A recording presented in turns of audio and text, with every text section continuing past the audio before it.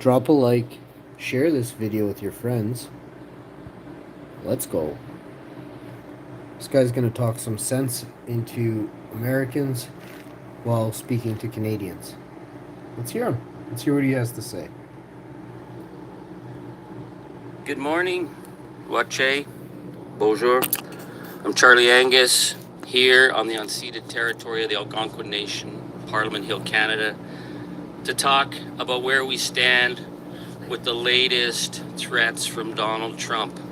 Once again, he's huffing and puffing and threatening to blow our nation away. And like last time, as soon as Canada stands up and shows that we are not afraid, suddenly the MAGA crew start backpedaling, and maybe there's going to be a deal in the works. Maybe they're going to have something figured out. Maybe, maybe not.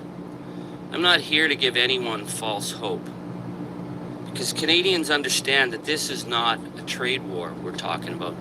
This is a war by other means. A war of disinformation and ridicule, questioning our right to exist, our sovereignty, our borders, very much the way Vladimir Putin launched his disinformation war in the years leading up to the brutal invasion of Ukraine. It's a siege war. He's poking us and trying to see if there's divisions, if there's fear. What he's learning very quickly, and what the world is learning, is that Canadians know what is at stake, and we will not bend or break. Because Donald Trump believes we have no right as a nation, and we will always be there for our nation. But I want to compare what's happening in Canada to the dumpster fire USA. Because what we've seen in just 60 days is that Donald Trump has burned up the great American century. He's burned through his alliances with key allies. He's burned through Americans' leadership role on the international stage with his disgusting attack on President Zelensky and his willingness to put America on side with North Korea and Russia.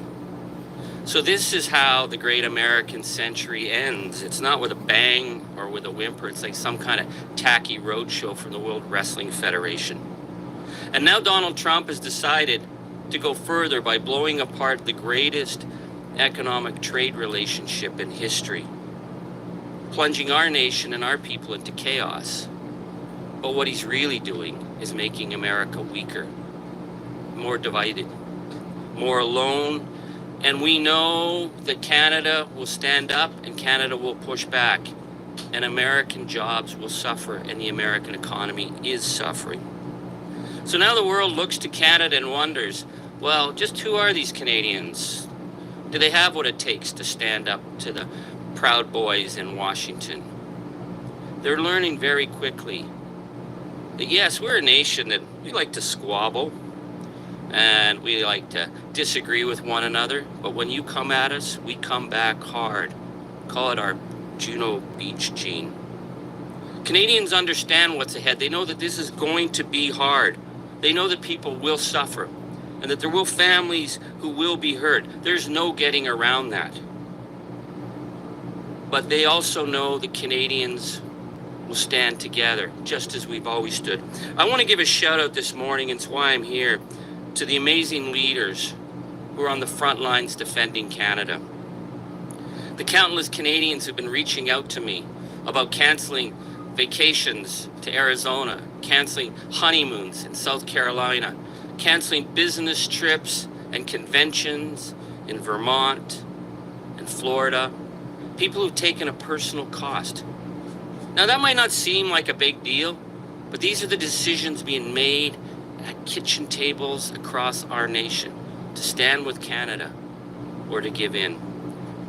I want to give a shout out to the mums and the grandmoms who call me from all across this nation, who tell me they take that extra time in the grocery store to make sure that nothing from the United States ends up in their grocery baskets. A big shout out to the Canadian artists who are boycotting South by Southwest in Texas this year, the biggest music festival for Canadian artists, a decision that will cost their careers, but they would rather stand up for Canada than be divided. And I want to give a special shout out to the new Canadian voices that I heard on CBC yesterday, the people, first generation Canadians in Scarborough, who are on the lowest part of the economic rung, who they know when economic hard times come, they're going to take the first hit. And they talked about how proud they were, how they felt more unified as being Canadian than ever before. And that's the issue that I'm here to point out. Because in America right now, Donald Trump and the MAGA crew want to have a nation run by white men for white men. And they think that makes them tough. And they look on us and think we're weak because we're decent and we're democratic and we're inclusive. But that is our strength.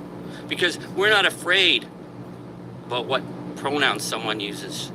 We're not angry by who someone marries.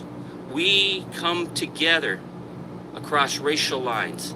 We celebrate our linguistic diversity. We celebrate our regional diversity. We celebrate the fact that we are a settler population on the Indigenous territories of this nation.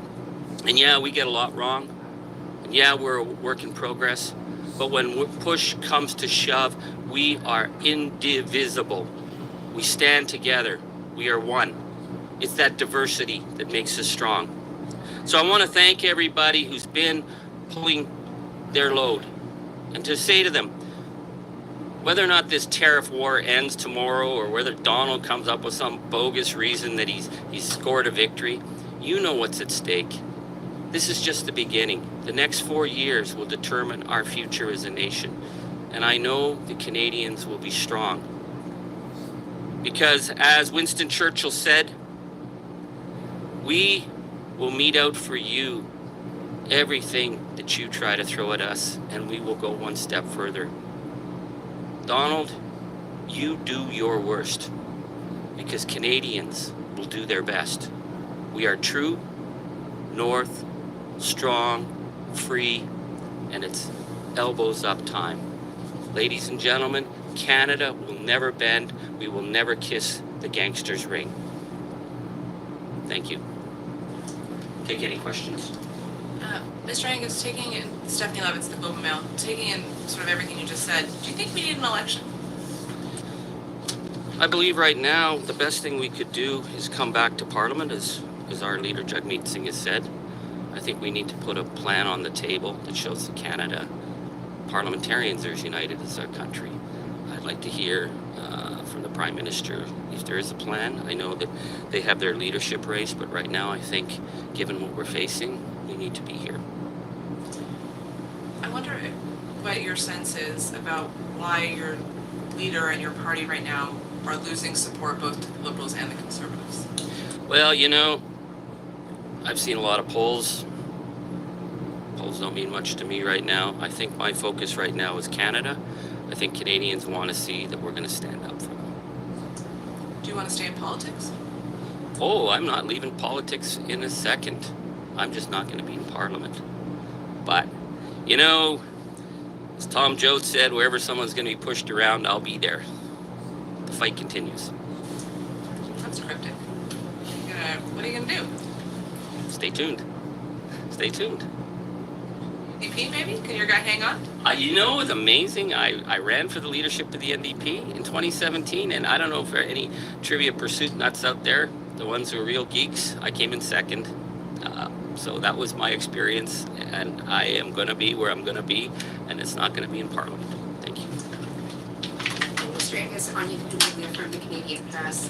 The Prime Minister said yesterday that Donald Trump wants to weaken us economically so he can annex us. Do you agree with that assessment? What's your view?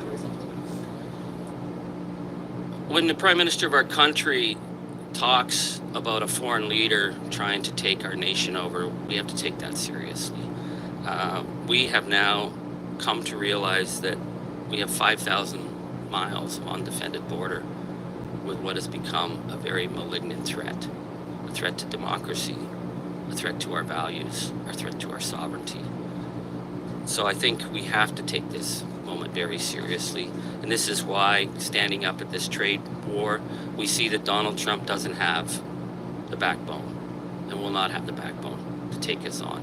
But he will continue, and if we start to show weakness, then our future will be at stake. And you talked about how Canadians are, buying Canadian, not buying from American companies. What do you think the government should be doing in terms of procurement, things that they buy from American companies? The government needs to be out there with Canadians. We need to have a really strong position that we are not going to involve ourselves with any American contracts. I want to know if Doug Ford, he signed with Elon, then he canceled with Elon, then he signed again with Elon, then he canceled again with Elon. Make sure that that Elon Musk deal is stopped dead in its tracks. And my other concern is Elections Canada. I've been writing to them whether or not they're willing to step up to deal with electoral interference from Elon Musk, from X, from the American actors who we see are undermining elections in Europe. I don't believe that Elections Canada is ready. I don't think they have the tools. This is another question. Does this have to come back to the Canadian Parliament? But we cannot be naive and think that we are not going to suffer from major interference from the malignant actors who are in Washington right now. What kind of interference are you afraid of from X, from Elon Musk, or any other tech player? We saw that in Germany, German government went to the courts to get access to the X algorithm. This is something I asked Elections Canada to do, to determine whether or not Elon Musk was interfering with the X algorithm to support far-right parties in Germany. We've seen that the Musk algorithm has been used to promote deep racial divisions in the UK. But the other element, what I just learned when I was in Europe recently at the NATO meetings, is the real concern that J.D. Vance is undermining actively democratic countries like Romania and promoting the far right. So given the threats that have been made against our nation, given the fact that they don't believe we have a right to exist, given the fact that we're going to be going into an election, the idea that we are not ready to deal, whether or not we need to shut that platform down during the campaign, if it's being used to manipulate voters, we need to have tools in place. And I've asked Elections Canada on a number of occasions if they're willing to take this on. I don't get a sense that they are, but I think that this is a serious threat to our democracy. Thank you. Thank you.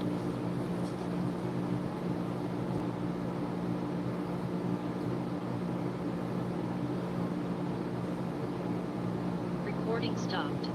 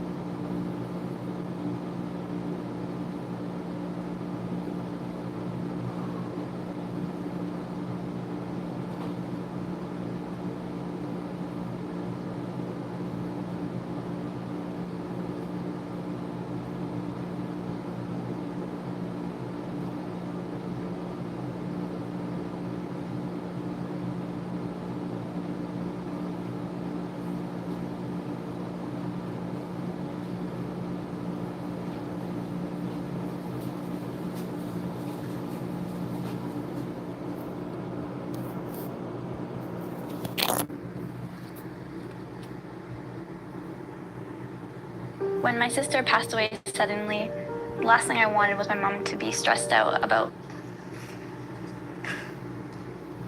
So today, the United States Zoom in, launched a bro. trade war against Crank it Canada. up.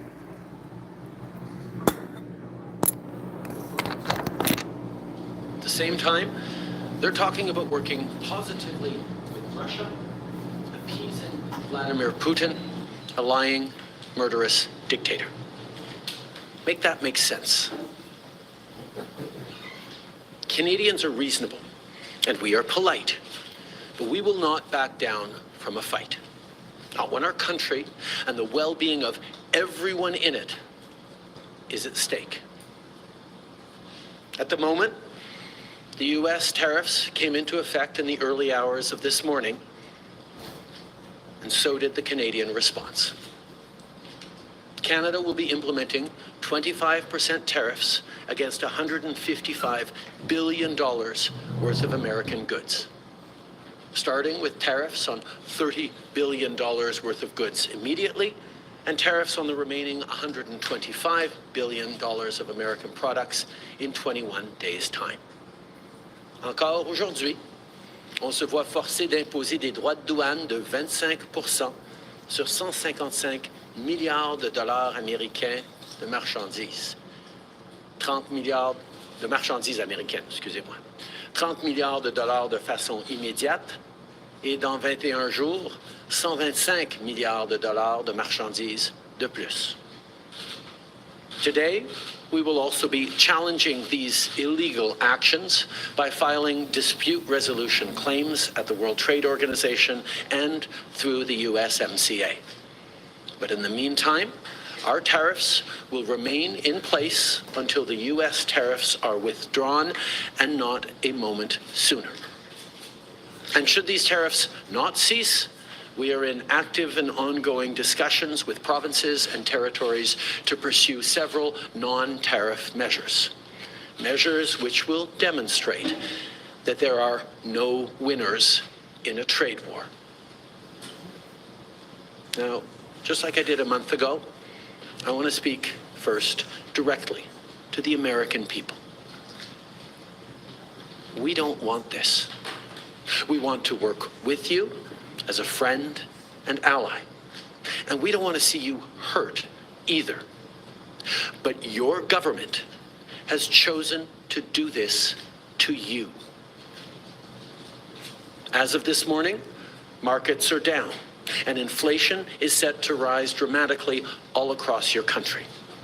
Your government has chosen to put American jobs at risk, at the thousands of workplaces that succeed because of materials from Canada or because of consumers in Canada, or both. They've chosen to raise costs for American consumers on everyday essential items like groceries and gas, on major purchases like cars and homes, and everything in between. They've chosen to harm American national security, impeding access to the abundant critical minerals, energy, building materials, and fertilizers that we have and that the United States needs to grow and prosper. They've chosen to launch a trade war that will, first and foremost, harm American families.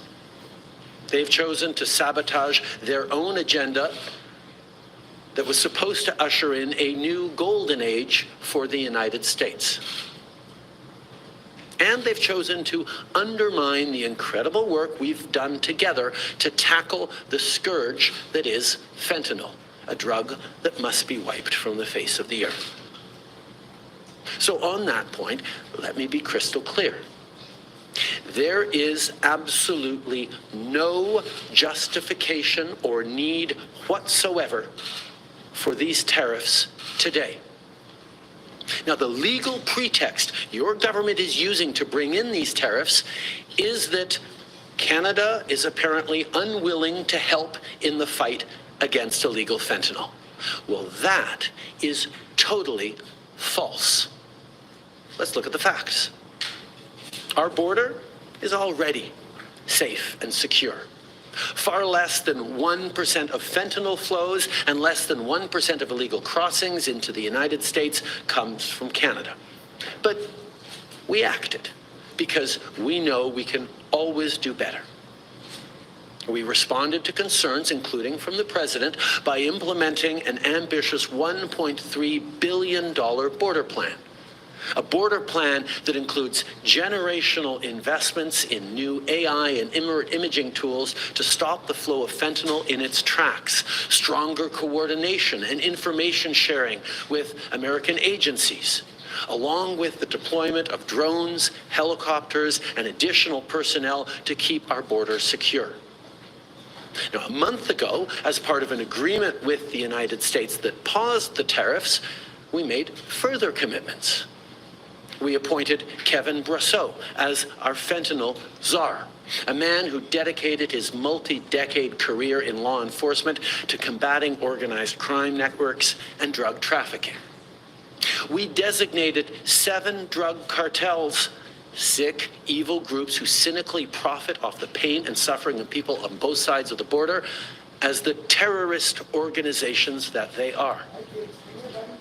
And just yesterday, we launched a new joint operations partnership supported by a $200 million investment between Canada's security and law enforcement agencies, a partnership that will enhance the coordination of information and intelligence in order to thwart criminal gangs involved in the illegal fentanyl trade. And critically, our actions are working. As the U.S. Customs and Border Protection just acknowledged, there was a 97% drop in fentanyl seizures from January compared to December, to a near zero low of less than half an ounce seized in January, even with all the further enforcements and actions we've taken at the borders. In sum, we stepped up. We engaged closely and constructively with the President and his administration. We did everything we promised. We stuck to our word. And we did it because we believe in working together to protect our citizens. Now I want to speak directly to one specific American, Donald. In the over 8 years you and I have worked together, we've done big things. We signed a historic deal that has created record jobs and growth in both of our countries. We've done big things together on the world stage, as Canada and the US have done together for decades, for generations. And now we should be working together to ensure even greater prosperity for North Americans in a very uncertain and challenging world.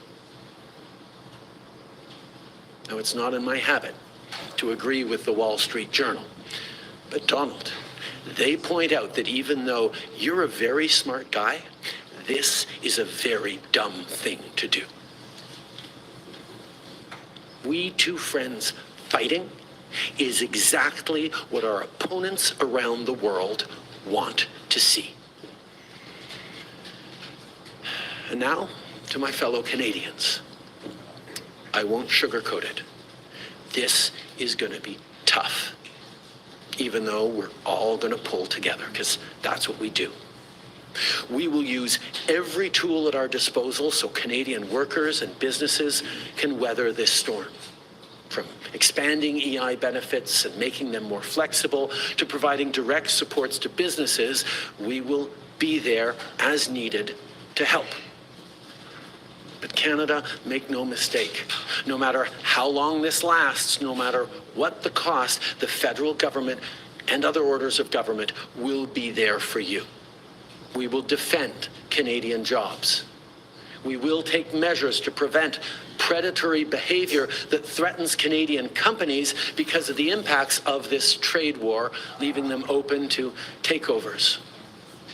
We will relentlessly fight to protect our economy We will stand up for Canadians every single second of every single day because this country is worth fighting for. Les derniers mois ont été stressants et honnêtement épuisants pour nous tous. Mais je crois qu'on peut être rassuré par l'incroyable solidarité dont on a tous été témoins entre nous. Solidarité entre nos entreprises, nos syndicats, notre société civile, les communautés autochtones et tous les Canadiens. L'ensemble de la société canadienne parle d'une seule voix pour qu'on se fasse entendre de nos partenaires américains pour illustrer que l'imposition de droits de douane, c'est une très mauvaise idée. En même temps, on travaille à l'interne pour faire tomber les obstacles au commerce entre nos provinces et territoires. On travaille pour rejoindre de nouveaux marchés à travers le monde, pour bâtir une économie toujours plus forte et plus résiliente. Dans les dernières années, j'ai eu plusieurs occasions de discuter avec des leaders du monde entier. Mon message est toujours le même. Le Canada est un partenaire fiable et notre porte est grande ouverte. Dans les dernières semaines, on a aussi redoublé d'efforts pour renforcer nos liens avec le Mexique, qui a lui aussi été frappé par ces tarifs. Ensemble, on va chercher de nouvelles façons de collaborer et de s'appuyer l'un sur l'autre pour faire face à cette menace.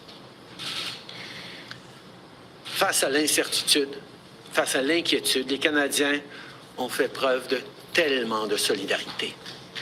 Je vous ai vu partager des listes de produits canadiens pour aider vos proches à appuyer les entreprises d'ici.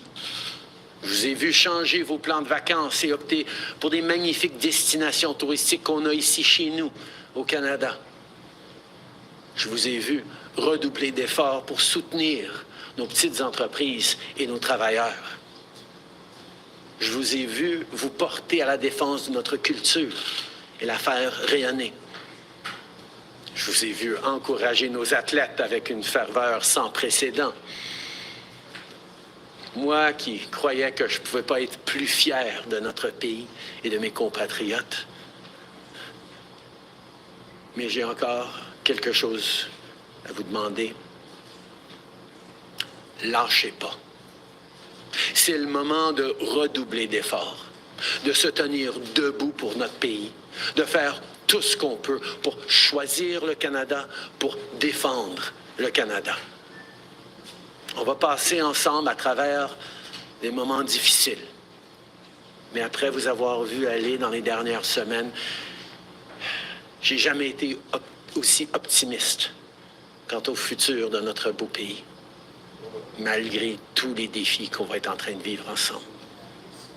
Le Canada reste le meilleur pays sur Terre. On a tellement de raisons d'être fiers de notre chez nous, de ces quelques arpents de neige. Mais surtout, je suis fier de notre capacité à nous serrer les coudes quand vient le temps.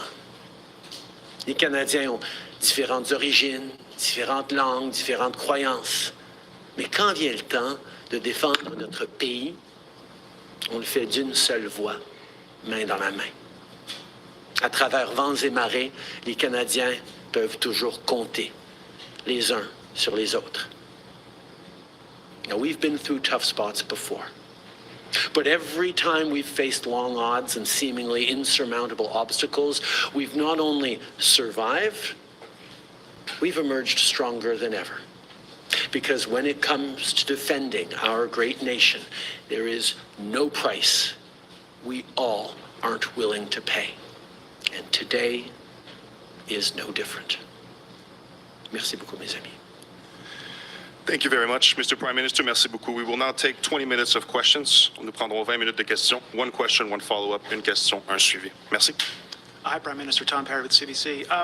You're reaching out to the president today. You're speaking directly to him. We heard from U.S. Vice President J.D. Vance, who says that Donald Trump will be speaking to Canadians. And he also says that he wants to see more progress on fentanyl. So my question to you is, do you have any conversation scheduled with Donald Trump in the coming days? Is that something maybe your successor should do? And do you really believe that this is about fentanyl, or is there something larger at play here? I have offered to speak to Donald over the past number of days, and I expect to speak with him in the days to come. I'm always there to talk with him about the importance of working together to take on the world at this time. The facts show very clearly that in terms of taking action on fentanyl, we are doing everything that is necessary, and not just for the United States, for ourselves as well, as Canadians are suffering as well from the scourge that is illegal fentanyl. We have laid out extensive plans, actions, cooperations, including as recently as the past days in Washington, and they have always been very well received. And the numbers bear that out. I think in what President Trump said yesterday, that there is nothing Canada or Mexico can do to avoid these tariffs, underlines very clearly what I think a lot of us have suspected for a long time, that these tariffs are not specifically about fentanyl, even though that is the legal justification he must use to actually move forward with these tariffs. Monsieur Trudeau, en français, à part l'allocution que vous avez eue envers Monsieur Trump, lui avez-vous parlé au cours des derniers jours, des dernières heures? Non.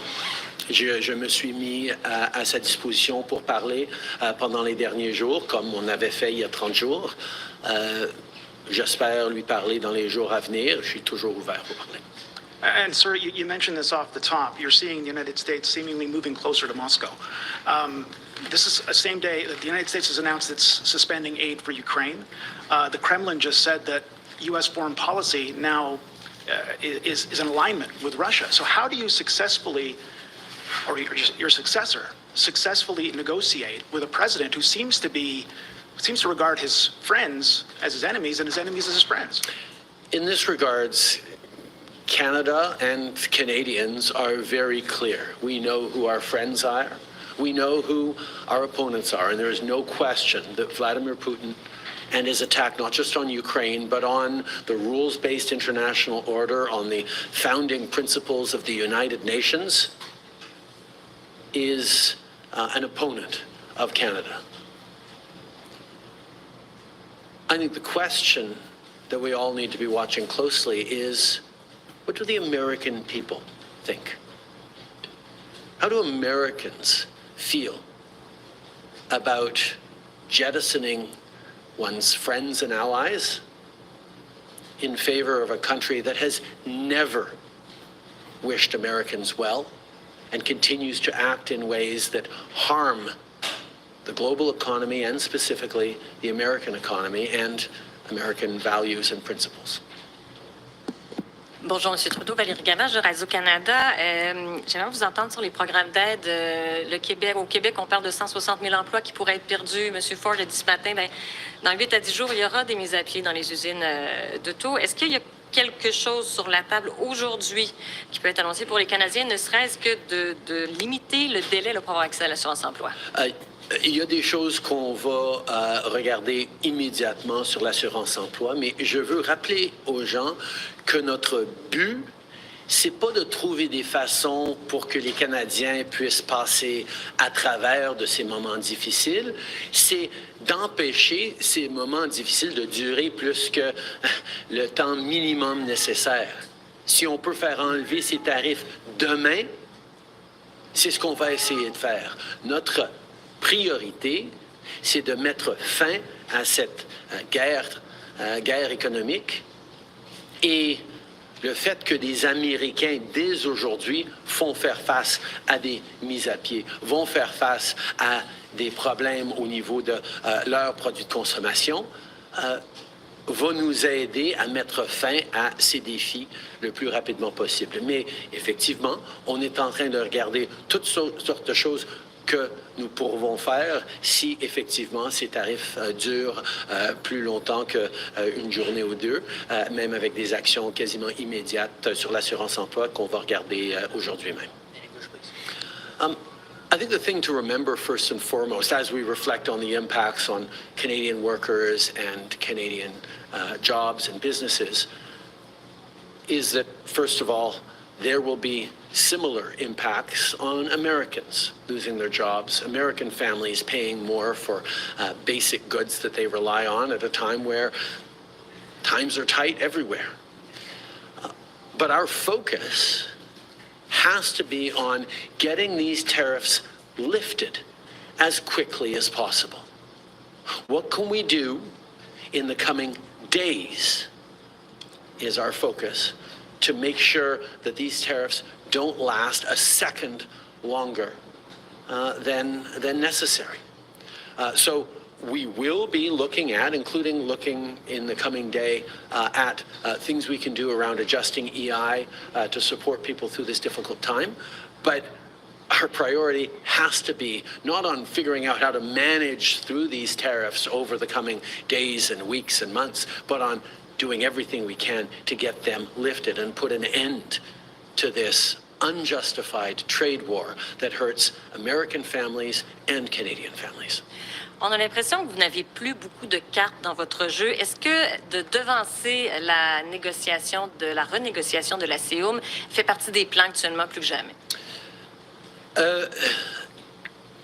Actuellement, dans les conversations avec le président, c'est pas très clair ce qu'il veut exactement.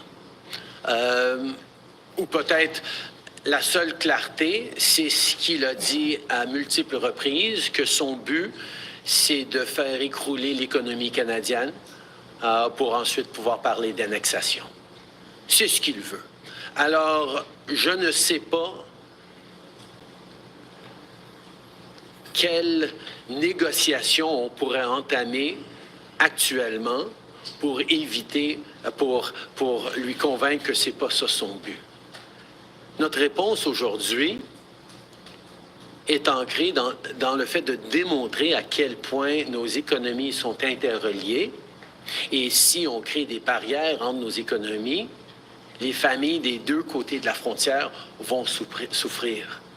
Pour démontrer qu'on devrait être en train de faire des choses ensemble. Et pendant qu'il fait le choix de vouloir ruiner l'économie canadienne, je ne sais pas si devancer des négociations dans une situation de si mauvaise foi dans laquelle on se trouve maintenant, où il amène des tarifs sans aucune justification factuelle aujourd'hui, je ne sais pas si d'ouvrir les négociations. On serait toujours ouvert à le faire s'il le voulait, mais ce n'est pas un enjeu dont il a parlé pour le présent. I'm just trying to remember. What was that? CUSMA, that's right. I think in terms of what he wants, and I heard he talked about banking again this morning in a tweet, which doesn't make any sense because American banks, there's about 16 American banks currently active in Canada holding about $113 billion worth of assets in this country. So the American banks are alive and well and prospering in Canada. It's an example of not really being able to see what it is that he wants, because even the excuse that he's giving for these Paris tariffs today of fentanyl is completely bogus, completely unjustified, completely false. So we actually have to fold back on the one thing he has said repeatedly, that what he wants is to see a total collapse of the Canadian economy, because that'll make it easier to annex us, is the second half of his thought. Now, first of all, that's never going to happen. We will never be the 51st state. But yeah, he can do damage to the Canadian economy, and he's started this morning. But he is rapidly going to find out, as American families are going to find out, that that's going to hurt people on both sides of the border. Americans will lose jobs. Americans will be paying more for groceries, for gas, for cars, for homes, because we have always done best when we work together. So we are, of course, open to starting negotiations on the customer review, but let us not fool ourselves about what he seems to be wanting. And I will admit, I have been holding out hope that these tariffs were just a clever negotiating ploy that would have the impact that they're having now without even bringing them in over the past weeks, as we've seen order books dry up for Canadian companies from American customers, as we've seen expansion plans in Canada put on hold, as we've seen people choosing to invest in the United States over the past weeks because of the threat of tariffs. But now that he's moved forward with tariffs, we're going to see the real impact of a trade war between our two countries. And that impact will be to hurt American families. Prime Minister Tonda McCharles with the Toronto Star. I hope you can be as specific as possible for a number of these points. Everybody's looking to what actually you're going to do. In your statement last night, you referenced non-tariff measures, and I want to know exactly what you're prepared to contemplate there. And given that your likely successors, both Carney and Poilievre, have said it should be dollar for dollar retaliatory tariffs, that's on $600 billion worth of American imports. If you were to do that, is that on or off the table? I will be sitting down, as I have every week for the past many, many weeks, with the premiers this afternoon to talk about our individual, combined and collective response to this. As we've put on the table, the federal government has $155 billion worth of tariffs that we can move forward with immediately, and that we will be moving forward with both now and 21 days from now to give Canadian companies time to adjust their supply chains to not be overly impacted by this. But there are many other things that have been surfaced by different premiers in different approaches that we can look at. One, for example, is around purchasing and around suppliers and